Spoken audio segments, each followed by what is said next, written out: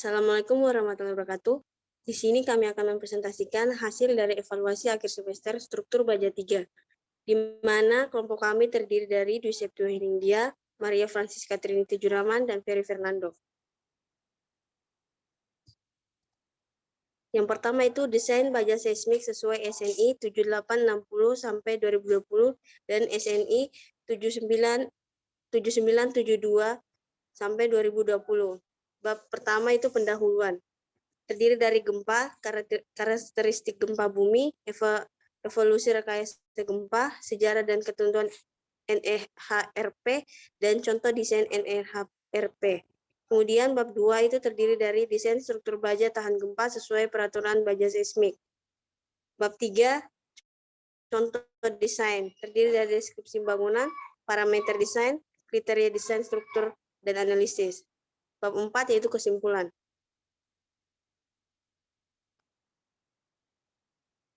Bab 1 pendahuluan. Yang pertama itu gempa. Gempa bumi adalah getaran asli dari dalam bumi bersumber di dalam bumi yang kemudian merambat ke permukaan bumi. Akibat retakan bumi, pecahan dan bergeser dengan keras. Penyebab gempa bumi dapat berupa dinamika bumi atau tektonik, aktivitas gunung api, akibat meteor jatuh, longsor. Menurut Bakornas PB 2007, gempa bumi merupakan salah satu dari berbagai macam bencana alam yang di Indonesia bagaimana penanganan maupun mitigasi yang dilakukan tidak baik akan menimbulkan ancaman korban jiwa maupun korban materi. Berbagai komponen yang terancam akibat terjadi gempa bumi diantaranya itu, pertama, perkampungan padat dengan konstruksi yang lemah dan padat penghuni. Kedua, bangunan dengan desain teknis yang buruk, bangunan tanah, bangunan tembok tanpa perkuatan. Kemudian bangunan dengan atap yang berat, kemudian bangunan tua dengan kekuatan lateral dan kualitas yang rendah, kemudian bangunan tinggi yang dibangun di atas tanah, kemudian bangunan di atas lereng, dan infrastruktur di atas tanah atau timbunan.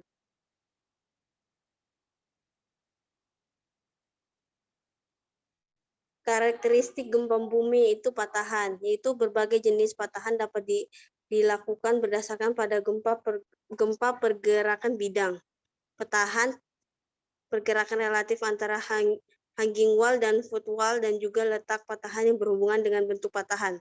Kemudian itu gelombang seismik, yaitu merupakan gelombang yang menjalar di dalam bumi yang disebabkan adanya deformasi struktur di bawah bumi akibat adanya tekanan maupun tarikan karena sifat keelastisitan bumi. Kemudian yang ketiga itu evolusi rekayasa gempa. Rangka momen baja umumnya telah dipikirkan berbagai sistem penahan gaya seismik terhadap karena kinerjanya yang baik pada gempa San Francisco 1906. Namun banyak rangka momen mengalami patah tulang las yang menghubungkan sayap balok ke sayap kolom. Para ahli masih terus mempelajari mengenai gempa. Gempa Chili 2010 telah menyebabkan pembaruan dalam ketentuan desain untuk struktur dinding beton yang telah dimasukkan ke dalam edisi terbaru standar ACI 318 yang dirujuk dalam ketentuan. Next. Sejarah dan ketentuan NEHRP. Menyusul penyelesaian proyek ATC 3 pada tahun 1978, ada keinginan untuk membuat pendekatan ATC 306 sebagai dasar untuk ketentuan peraturan baru dan memperbaruinya secara berkala sebagai badan utama program pengukuran badan bahaya gempa nasional. BSSC mengumpulkan sekelompok ahli yang terdiri dari insinyur, konsultan, akademis, perwakilan dan berbagai industri bangunan dan pejabat bangunan. Hasil dari upaya tersebut adalah edisi pertama dari NEHRP yang direkomendasikan ketentuan untuk pengembangan peraturan seismik. Kemudian yaitu bagian 3. Dari ketentuan NEHRP 2015 berisi 5 makalah sumber daya baru. Makalah sumber daya dari ketentuan NEHRP 2009 dievaluasi oleh Komite Pembaruan Ketentuan 2015. Dalam beberapa kasus bahan dari makalah tersebut, makalah sumber tahun 2009.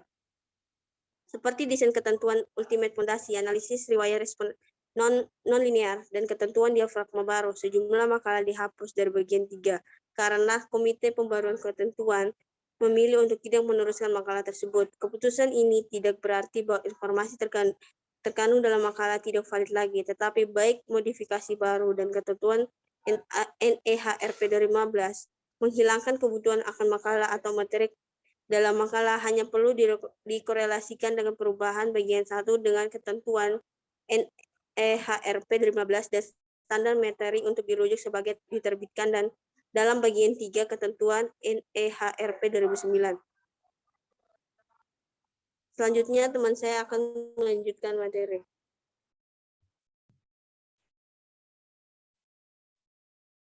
Selanjutnya, bab 2, desain struktur baja tahan gempa sesuai peraturan baja seismik.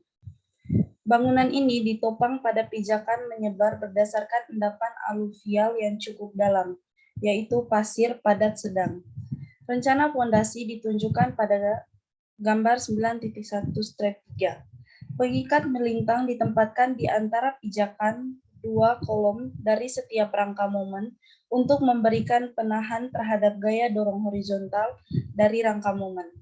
Balok kelas yang membawa panel penutup berfungsi sebagai pengikat dalam arah memanjang serta melintasi dinding ujung. Desain fondasi dan kolom pada bracing bay memerlukan pertimbangan beban seismik gabungan. Desain fondasi tidak termasuk di sini. Selanjutnya bab 3, contoh desain. Yang pertama, deskripsi bangunan.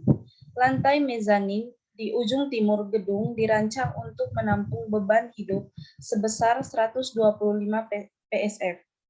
Sistem strukturalnya terdiri dari plat beton di atas penghiasan baja yang didukung oleh balok lantai dengan jarak 10 kaki di tengah.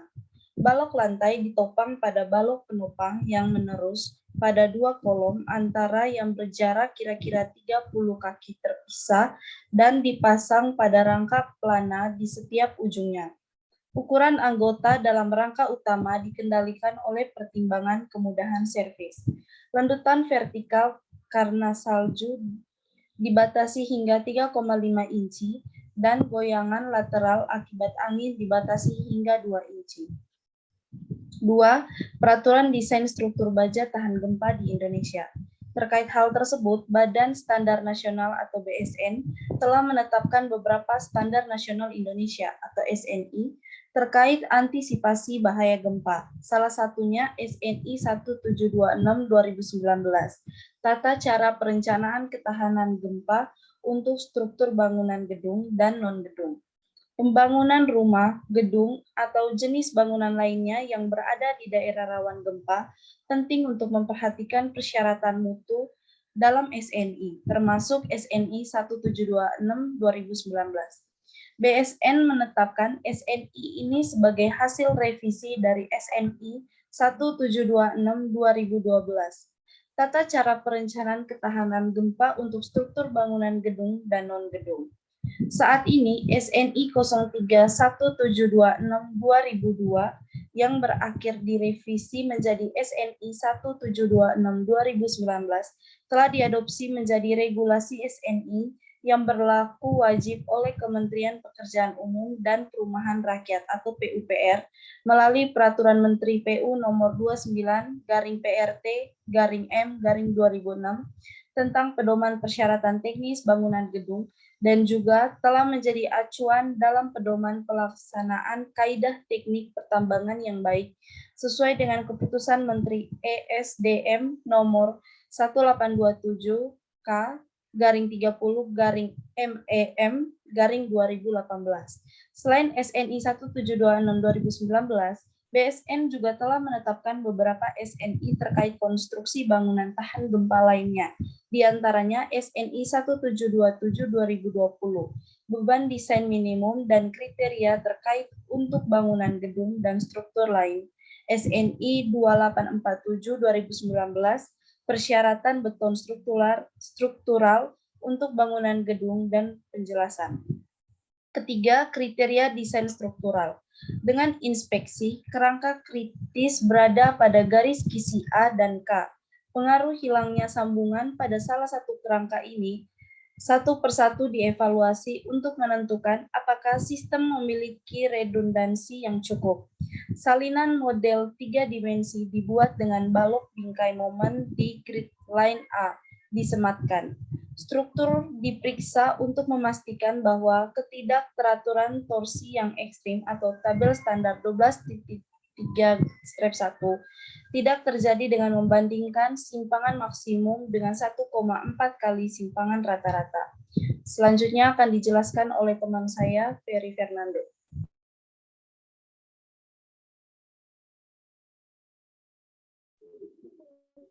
Part analisis. Dasar-dasar akan ditentukan dengan menggunakan analisis ELF dalam arah longitudinal di mana kekakuan hanya diberikan oleh tracing diagonal. Periode perkiraan dihitung dengan menggunakan persamaan standar 12.8 sampai 7. TA semaringan CR dikali HN kali X semaringan 0,02 dikali 34,250 kali 75 semaringan 0,28 second. Di mana HN adalah tinggi bangunan, diambil sebagai 34,25 kaki di tengah tinggi atap sesuai dengan standar bagian 12.8.2. Periode yang dihitung dari struktur tidak boleh melebihi yang berikut. Tmax sama dengan CU dikali TA. 1,4 dikali 0,28 sama dengan 0,34 second. Rata-rata perpindahan ekstrim adalah 4,45 inci. Perpindahan pada titik pusat atap adalah 4,51 inci. Jadi deviasi diafragma dari garis lurus adalah 0,06 inci. Sedangkan rata-rata perpindahan bingkai kira-kira 75 kali lipat. Jelas. Kemudian fleksibilitas diafragma dapat diabaikan dengan geladak berperilaku sebagai diafragma yang kaku. Pergeseran atap juga digunakan untuk menentukan apa yang ketidakteraturan puntir.